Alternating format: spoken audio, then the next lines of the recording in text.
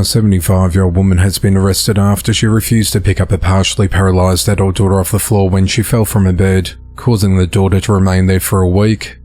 On the 13th of September, authorities responded to a home on Lancashire Court in Marin County, Indiana, on an initial report of an assault.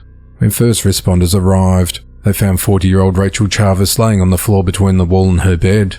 The woman told police that she initially fell over the bed and could not get up. Rachel told medics that she had been on the floor for 7 days and was not able to get up on her own because she had cerebral palsy and been partially paralysed, and that she had been urinating and defecating on herself. When first responders rolled Rachel on her side, the victim's skin ripped open from her body, leaving a large surface area open wound. Authorities said that maggots were noted in some of the wounds, which were cleaned by medics. The woman's mother, later identified as 75-year-old Rose Chavis, was in the home as her daughter lay on the floor. Rachel told first responders that Rose stated that she would not call 911 because she wanted her to get up on her own. The mother brought her daughter food, fluids and a medication during the week-long ordeal. Rachel eventually called 911 after she reached her cell phone with a coat hanger. During the 911 call, Rachel said she'd been on the floor for 7 days while her mother was downstairs. In an interview with Rose, she told detectives that her daughter was warned not to call the ambulance because she called them too many times in the past. Rose said that even though Rachel needed help, she was not able to help her get up. When officers asked Rose if her daughter had been on the floor for 7 days, Rose said that she did not know she'd been on the floor for 7 days, but said it was more than 1 day. Rose stated that she attempted to help Rachel get up off the floor and take her to the hospital. She made several attempts over several days to get her daughter off the floor. On Thursday, the 3rd of October, Rose was arrested and charged with 6 counts of neglect of a dependent resulting in bodily injury, along with 1 count of intimidation. She was booked into the Marin County Jail with bond set at $10,000. A 67-year-old man is accused of killing his 26-year-old daughter during an altercation.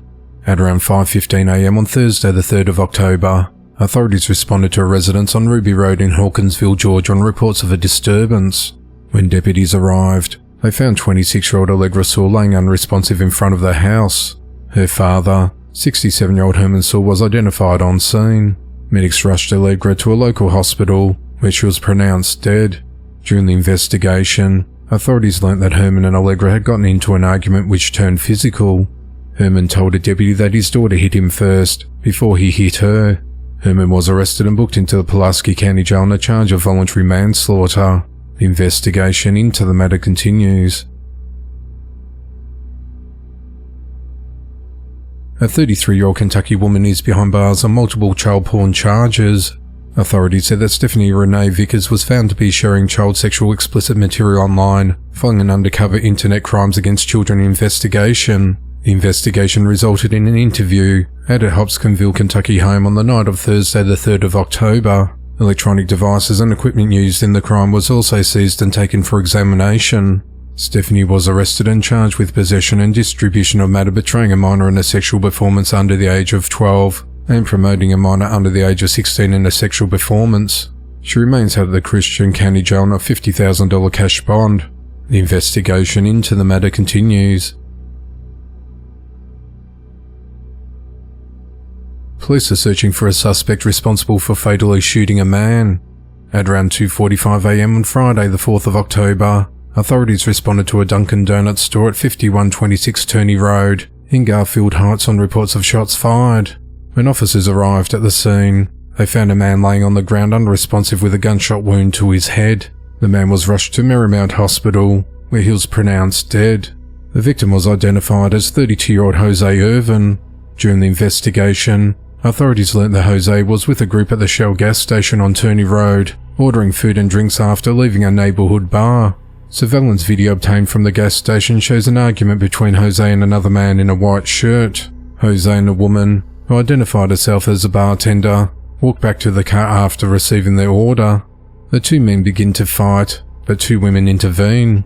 In the video, authorities said that Jose can be seen backing away as the man in the white shirt pulls out a gun from his bag and chases him across Turney Road. Several gunshots were fired at Jose as he trips and falls on a curb in front of Dunkin' Donuts. The unknown man and 2 women get in the car and drive away. Jose is survived by his pregnant wife and 1-year-old twins, a boy and a girl who all share the same birthday on the 18th of August. No arrests have been made to date, as the investigation into the matter continues. A couple have been charged with murder following the discovery of bone fragments on a property in Wheatfield, Indiana. On the 3rd of October, authorities arrested 31-year-old Stephen Valle and 25-year-old Samantha Sebella after new evidence surfaced in an ongoing investigation into the possible deaths of 2 children. The investigation began on the 20th of September, when authorities received a report that Stephen had confessed to acquaintances about killing his 2 children and burning their bodies in a backyard fire pit. Detectives located Stephen at a hotel in Newton County, where he denied the accusations, but cell phones seized during the investigation provided further information. Authorities conducted a search at a Wheatfield property on the 30th of September, accompanied by cadaver dogs, which led them to 3 separate locations where bone fragments were found. The fragments were being analysed to determine whether they belonged to humans or animals. On the 4th of October, Stephen and Samantha were arraigned on charges of murder, neglect of a dependent causing death, and abuse of a corpse. They remain held at the Jasper County Jail. Authorities said that the Indiana Department of Child Services took a child in the suspect's care into protective custody. The investigation into the matter continues. A former firefighter is behind bars on a child sex offence. On Wednesday the 2nd of October, 40-year-old Wayne Leonard Sammons was arrested at his residence in Goose Creek, South Carolina on a charge of first-degree sexual exploitation of a minor. He remains held at the Berkeley County Jail with bond yet to be set. Goose Creek Police Chief L.J. Roscoe confirmed that Wayne was employed by the Goose Creek Fire Department and was terminated on the spot when he was arrested. The investigation into the matter continues. A woman is behind bars for stabbing a man during a robbery. The incident occurred at around 3:20 p.m. on Saturday the 5th of October at a gas station in the 500 block of West Fairview Avenue in Montgomery, Alabama.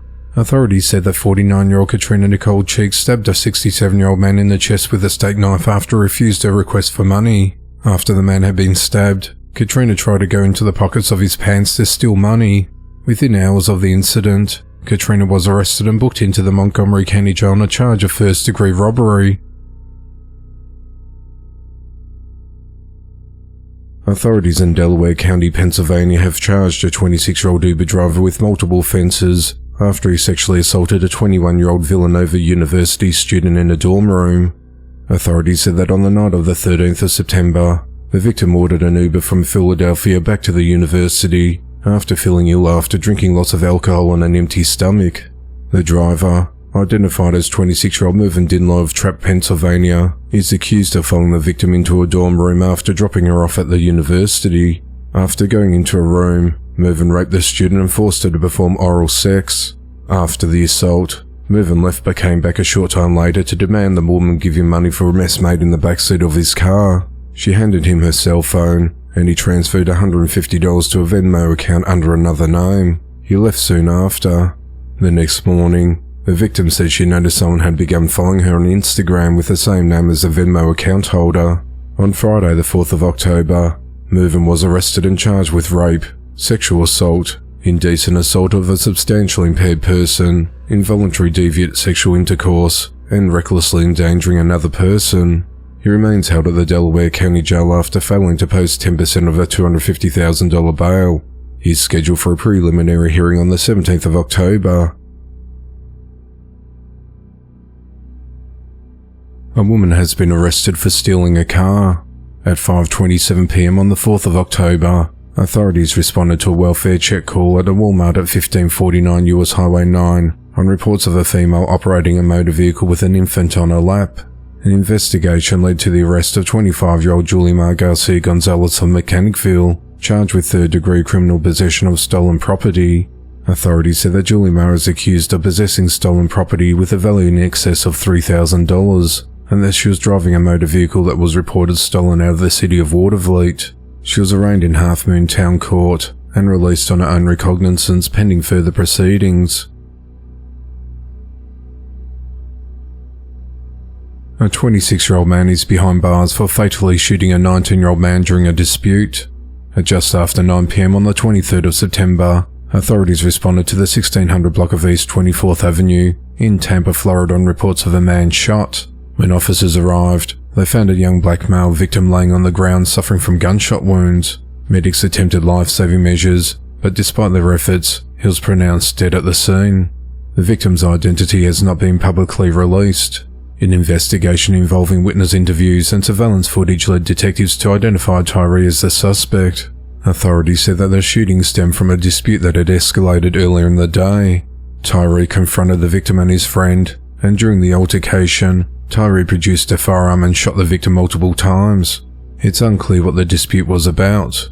On Tuesday, the 1st of October, Tyree was arrested and charged with first-degree murder and felon in possession of a firearm. He's currently being held at the Hillsborough County Jail. Tampa Police Chief Lee Burkle said, "Our detectives worked tirelessly to bring this suspect to justice. We hope this arrest will provide the first step toward closure for the victim's loved ones." Fugitive 31-year-old Robert Gula has been arrested by the U.S. Marshals. Robert was wanted in LaSalle County, Illinois for aggravated unlawful restraint, 2 counts of domestic battery, and failure to appear on an original charge of felony criminal damage to state-supported property.